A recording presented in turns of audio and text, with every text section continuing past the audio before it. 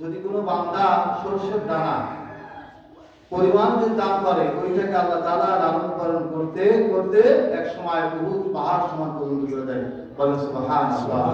এজন্য আমরা ইনশাআল্লাহ হালাল উপার্জন, হালাল খাদ্য খাওয়ার জন্য চেষ্টা করবো ইনশাআল্লাহ। দেখেন আমরা যে আজকে আসছি কিন্তু আল্লাহকে খুশি করার জন্য, বলেন ঠিক? আল্লাহকে খুশি করার জন্য না? ঠিক।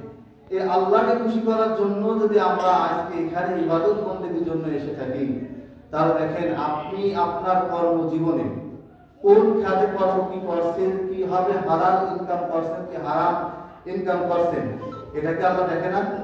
আপনি আজকে এখানে ইবাদতের জন্য আসছেন আল্লাহকে খুশি করার জন্য, তাই নিশ্চয় আপনার মনে বিশ্বাস আছে যে আল্লাহ আমার ইবাদত দেখছে, ঠিক না? বলেন ঠিক। তা নাহলে কি ঘরে আসতেন? ঠিক আজকে যেমন এই মসজিদে এই যে ছাদের নিচে এই যে কাতারবদ্ধ হয়ে আপনি নামাজ পড়ছেন, বিশ্বাস করছেন যে আল্লাহ আপনার দেখছেন, এর বিনিময়ে আপনাকে সওয়াব দেবেন এবং তার বিনিময়ে আপনি জান্নাতে হবেন, ঠিক না? বলেন এই আশাই তো আসছে। ঠিক আপনি যখন খারাপ কাজ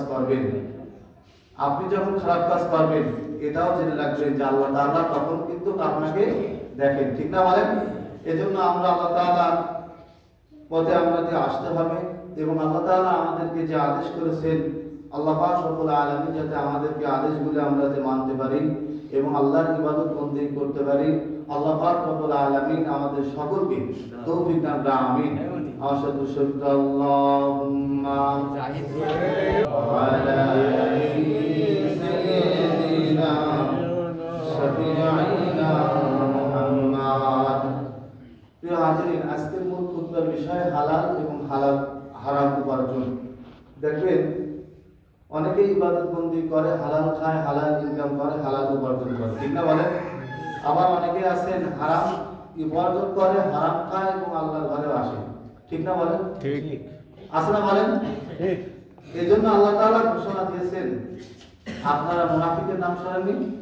আব্দুল্লাহ বিন উবাই সবথেকে মুনাফিকের বড় সর্দার, ঠিক না? বলেন ঠিক।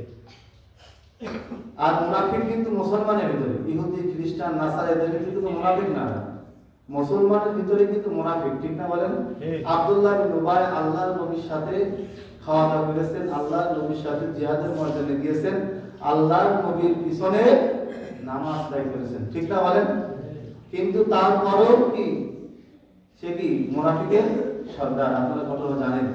দেখেন এই ঠিক এইরকম ভাবে মানে আমাদের পৃথিবীতে বা আমাদের সমাজে এমন কিছু লোক আছে, দেখবেন তারা ঠিক মনে হয় যে হালাল খায়, হালাল উপার্জন করে, নামাজে শামিল হয়, কিন্তু তলে তলে আবার কি হারামের সাথেও যুক্ত আছে, আছে না? বলেন এজন্য আল্লাহ পাক রব্বুল আলামিন তৌফিক দান করে দিন এবং সাথে সাথে আল্লাহ পাক রব্বুল আলামিন যে আমাদেরকে হালাল খাদ্য উপার্জন করার জন্য এবং হালাল খাদ্য ভক্ষণ করার জন্য যে দিক নির্দেশনা দিয়েছেন আমরা অবশ্যই ফলো করব। আল্লাহ পাক রব্বুল আলামিন পবিত্র কোরআন ইয়া আইয়ুহার রাসূল কুলু মিনাত তাইয়্যিবাতি